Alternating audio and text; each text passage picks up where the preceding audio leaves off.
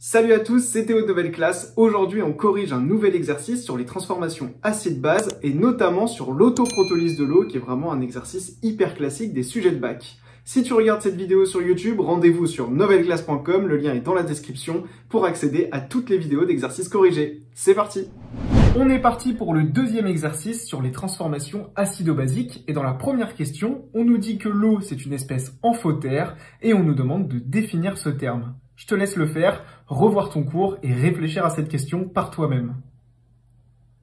Alors comme on l'avait vu dans le cours, une espèce amphotère, qu'on appelle aussi ampholyte, eh bien c'est une espèce chimique qui peut prendre le rôle d'acide ou de base. Elle peut prendre les deux rôles selon la situation.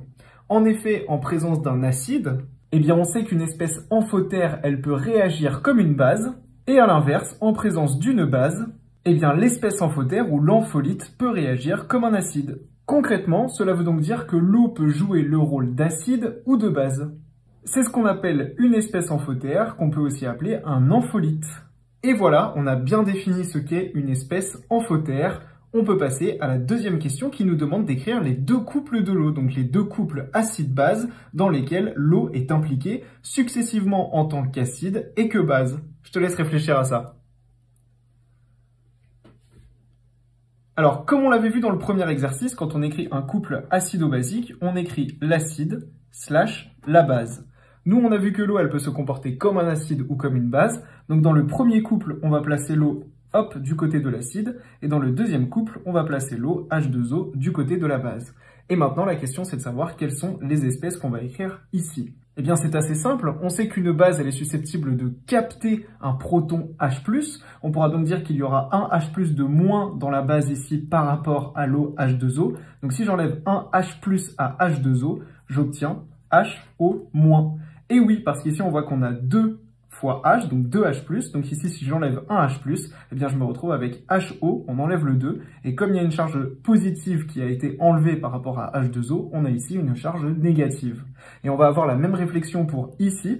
On voit qu'on a l'eau qui a ici le rôle de base. Si j'ajoute un H+ à l'eau, ça va me donner 3 protons, donc H3O, comme ceci. Et puisque j'ai ajouté un H+, je vais avoir ici une charge positive.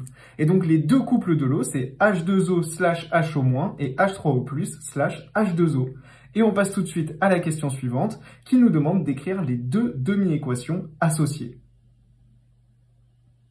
Donc comme on l'a fait dans le premier exercice, on va partir de l'acide. Donc dans notre premier couple ici, on part de H2O. Attention à ne pas oublier la double flèche puisqu'on est dans le cas des demi-équations. Donc c'est une flèche double comme ceci dans les deux sens. Et comment est-ce qu'on fait à partir de HO- pour retrouver H2O? Eh bien on ajoute un H+. On aura donc HO- plus H+, comme ceci. Et on va réfléchir de la même manière pour le deuxième couple, et donc la deuxième demi-équation. Je vais écrire H3O+. Comment est-ce que je fais pour obtenir H3O+ à partir de H2O? Eh bien, je prends H2O et je lui rajoute un proton H+. Et voilà pour nos deux demi-équations associées. Et on enchaîne avec la dernière question de cet exercice où on nous demande d'écrire l'équation de l'autoprotolyse de l'eau. Donc c'est clairement la question la plus difficile de cet exercice. Je t'invite vraiment à y réfléchir parce que si tu y arrives, ça te fera énormément avancer sur ce chapitre. Alors, comment est-ce qu'on va faire? On va déjà essayer de bien comprendre ce qu'est l'autoprotolyse de l'eau. Donc tout d'abord, la protolyse, qu'est-ce que c'est? Eh bien, si on regarde sur Wikipédia, on voit que la protolyse, c'est une réaction chimique dans laquelle un proton est transféré entre deux partenaires de réaction. Et ici, on sait qu'il s'agit d'une autoprotolyse de l'eau. Cela veut dire concrètement que c'est l'eau avec elle-même qui va faire une protolyse et qui va réaliser un transfert d'ion H+. Donc l'idée, c'est qu'au début, on n'aura que de l'eau, puisque c'est l'autoprotolyse de l'eau, donc c'est la protolyse de l'eau avec elle-même. Donc on n'aura que de l'eau au début, et à la fin, on va obtenir d'autres espèces chimiques. L'idée donc, c'est que dans les réactifs, on n'aura que de l'H2O, on n'aura que de l'eau. Maintenant qu'on sait ça, eh bien c'est très simple, on va repartir des deux demi-équations associées qu'on a écrites juste ici pour écrire l'équation de l'autoprotolyse de l'eau. Et la première étape quand on écrit une réaction d'oxydoréduction, c'est de prendre les deux demi-équations associées et d'en retourner une. C'est-à-dire qu'on a dit que dans les réactifs on voulait que de l'eau, donc sur la gauche de notre équation on ne voudra que de l'H2O.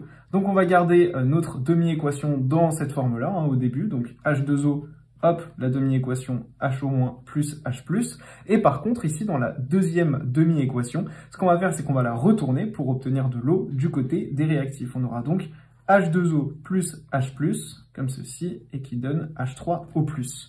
Donc c'est à peu près toujours comme ça dans les exercices. Quand on veut écrire l'équation d'oxydoréduction, on prend les deux demi-équations associées, on essaye de bien comprendre ce qu'on veut dans les réactifs et ce qu'on veut dans les produits, et on retourne l'une des deux demi-équations. Maintenant qu'on a ça, en fait c'est super simple, il va suffire de recopier ce qu'on a à gauche, recopier ce qu'on a à droite, et entre les deux mettre une flèche dans une direction cette fois-ci, puisque c'est l'équation finale d'oxydoréduction. On aura donc 2 H2O sur la gauche, 2 H2O qui sont donc liquides, plus un ion H+, qui va donner HO- plus H3O+, plus H+, HO- qui est donc aqueux, et H3O+, qui est donc aqueux. Et petite technique, c'est très simple, c'est toujours comme ça dans les exercices. On voit qu'on a un ion H+ à gauche, un ion H+ à droite. On va donc pouvoir les barrer comme ceci et recopier cette équation qui est donc l'équation de l'autoprotolyse de l'eau.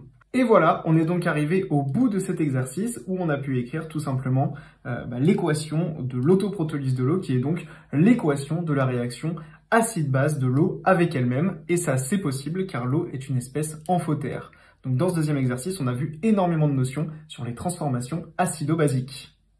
Mes nouvelles, cette vidéo est terminée. Si vous l'avez regardée sur YouTube, n'oubliez pas de vous abonner à ma chaîne YouTube et rendez-vous sur novelleclasse.com, il y a un lien dans la description pour accéder à des dizaines de vidéos comme celle-ci. Je vous dis à tout de suite sur novelleclasse.com. Ciao!